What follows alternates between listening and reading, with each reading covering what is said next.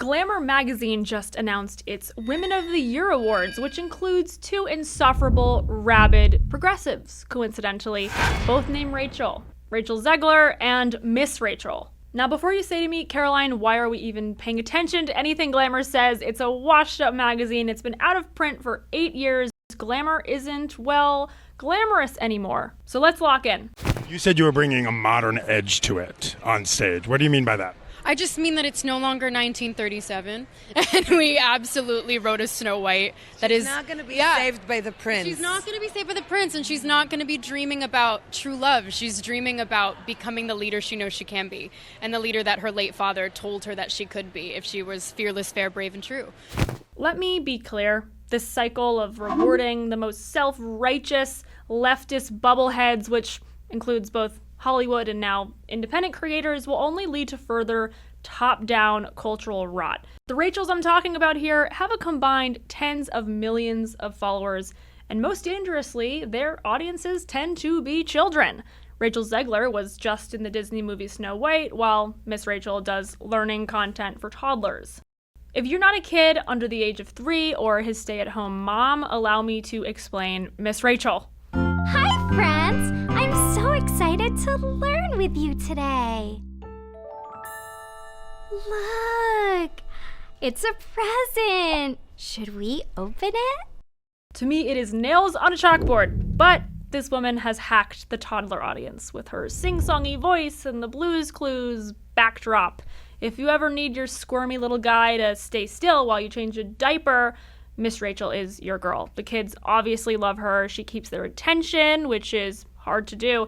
And yeah, I'll admit that she helps them with phonics, word association, elementary language learning, and things like that. But here's the problem. Miss Rachel, in real life, Rachel Griffin Accurso, promotes gender ideology. She's pushed out Pride Month content on her social media. Happy Pride to all of our wonderful families and friends. This month and every month I celebrate you. And it's not like she's keeping her politics to herself exactly. She's included a non-binary co-star in her videos, prominently listing their they-them pronouns on her website. This trend has become increasingly common in children's content. They're exploiting a situation where the distracted, disengaged parent won't notice a character's two dads, for instance. Thank you, Super Kitties. Yes, thank you. Now come on, up you go. But nonetheless, the child is internalizing that. Our Haley Strack listed out several instances of this across platforms: Netflix, Hulu, Paramount, Apple TV. And besides the LGBT stuff, Miss Rachel also raised over $50,000 for Gaza by making cameo videos. She said all proceeds would help children in many war-torn parts of the world, but she didn't mention raising money for Israeli children affected by Hamas's deadly October 7th attack. And there were many victims. This issue came up in her sit-down with Glamour. One Reddit comment which said, Miss Rachel has shown up on this issue more consistently than any politician around the world. Does that come with a lot of pressure? I mean, it may be true, right? Like in terms of a public figure that has been very consistent on the messaging around we need to look at what's happening to Gaza children and put our attention there. You are up there with the most vocal, consistent voice out there. I never have kind of looked at it that way, but I have seen things like that. There's so many incredible people around the world. Again, tell us that you're not a left-wing rag glamour that just swallows up Democratic talking points and just toes the line on the Israel-Gaza conflict without really reading into it all that much. As far as Rachel Zegler, well... I know that you've told me before that your version of Snow White is different, and it's more of a 2022 version of Snow White. What did you mean by that? I mean, you know, the original cartoon came out in 1937, and very evidently so. There's a big focus on her love story with a guy who literally stalks her. Yeah.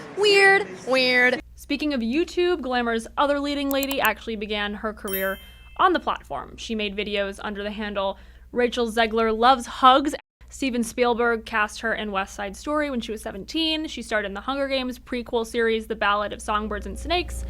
And then came the controversy. Vote for Kamala Harris. And it's actually non-negotiable.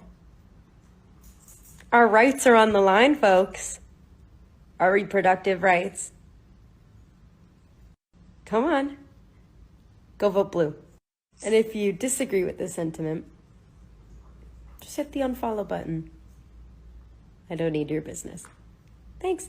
No doubt Zegler has talent. The X Factor, if you will, but plenty of women have talent. The ability to belt on Broadway alone doesn't earn you a Woman of the Year spot from Glamour. What sets her apart is her role as a mouthpiece for the hyper-feminist and pro-Gaza left.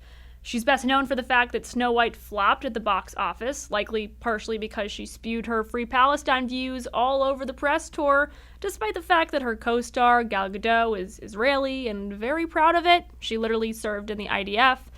Audiences did not sign up for a politicized movie, and Zegler made the fairy tale all about feminism and how Snow White was no longer the damsel in distress, but an empowered, independent woman. Nobody asked you to rewrite it. Thank you. Mark Platt is the director. He's Jewish. His adult son, who is also Jewish, released an angry statement after the film bombed. By handing Zegler a trophy, a photo shoot, and a feature, Glamour is rewarding this disregard for authority. In other words, Zegler's being a brat, and it's safe to say that she's learned nothing. In the Glamour feature, she says, "Honestly, I'm a duck. It rolls right off my back these days." Glamour goes on, "Her candor hasn't been dented. This is a woman who clearly feels and cares deeply about the world. Zegler still thinks it's important for actors to speak freely." Zegler tells Glamour, "We just need to normalize our hearts not having boundaries. I think that there's this idea that we as public figures can't have thoughts or feelings because we're like paper dolls to a majority of the public." Okay, but you need to be sensitive to your industry. Your audience pays your bills, and your director gives you the opportunity to shine. Neither wants their movie derailed by some petulant, narcissistic actress who's overestimating her own importance here, railing on about politics. While the pulse of the nation is moving away from leftism, Glamour is doubling down. And while we as conservatives and traditionalists have won critical battles over the past year or so, the war for our children is ongoing. 'Tis the season when all the women's magazines debut their annual Woman of the Year awards. Middle America generally stopped paying attention back when Caitlyn Jenner, the gold medal winner in the 1976 men's decathlon, took home several accolades in 2015. Glamour was actually a main player in the Jenner controversy. They gave him one of the Woman of the Year awards, and it gives out several, which put him in the category of Trans Champion of the Year. This sparked quite the backlash, and it actually prompted the husband, the widower actually, of Moira Smith, the only female NYPD officer who died on 9/11, who evacuated civilians from the World Trade Center before it collapsed, to give her award back to Glamour. James Smith said, "I was shocked and saddened to learn that Glamour has just named Bruce Jenner Woman of the Year. Was there no woman in America or the rest of the world more deserving than this man?" He speaks for all of us when he says that. He goes on, "At a time when we have women in the armed forces fighting and dying for our country, heroic doctors fighting deadly diseases, women police officers and firefighters putting their lives on the line for total strangers, brave women overcoming life-threatening diseases, is this the best you could do?" Good on Mr. Smith, and obviously a disgraceful choice by Glamour, but now you see what we're dealing with here. Fast forward to 2024, I'd be remiss if I didn't add that Jenner actually gave his award back, although years later. He finally admitted that, yeah, it should go to a real woman. So good on Jenner, better late than never. Last year, Glamour actually included Sydney Sweeney in their list. Now she's considered some sort of pariah, some far-right eugenicist by Hollywood for her jeans collaboration with American Eagle. And knowing Glamour, they probably felt like they had to overcorrect or atone after highlighting Sweeney, who, gasp, likes blue jeans. So instead, they went with the pick-me girl that is Rachel Zegler, and the shrieky Miss Rachel, who kind of dabbles in gender ideology sometimes with her children audience. The bottom line is, Glamour is handing accolades to ideologues who influence tens of millions of impressionable adults and kids alike. And if we shrug and say, oh, it's just a magazine, we're letting the left write the rules for what our kids see, hear, and believe. Miss Rachel is shaping toddlers' worldviews before they can even read, and Rachel Zegler is turning red carpets into political stages. Both are being rewarded for pushing agendas, not artistry. And that's an affront to actually talented and successful women.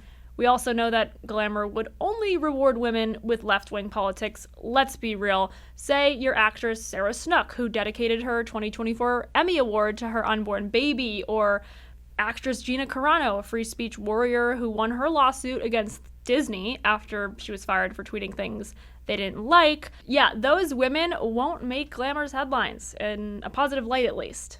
Of course, in a world where women's magazines are run by females who discourage femininity, we can expect awards like these to be handed to the mouthy and/or ignorant girl bosses who might own a well-behaved women seldom make history throw pillow.